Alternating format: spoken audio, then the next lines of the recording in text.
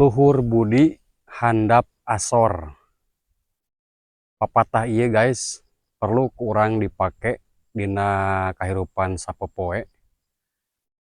Luhur budi handap asor nyaeta urang kudu bisa ngahargaan kumaha bahasa keur kasaluhureun, kumaha bahasa keur kasahandapeun, jeung kumaha urang ngahargaan kapada jalma.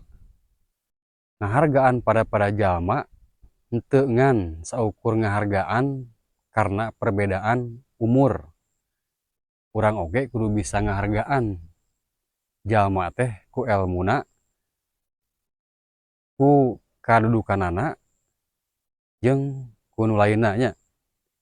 Urang oge dina kahirupan kudu bisa ngahargaan jalma anu anyar wawuh, jalma anu anyar pinanggih jeung urang.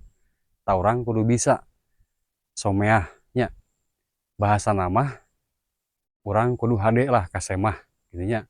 Tah mudah-mudahan papatah ieu bisa diterapkeun ku urang dina ngajalankeun hirup urang sehari-hari guys.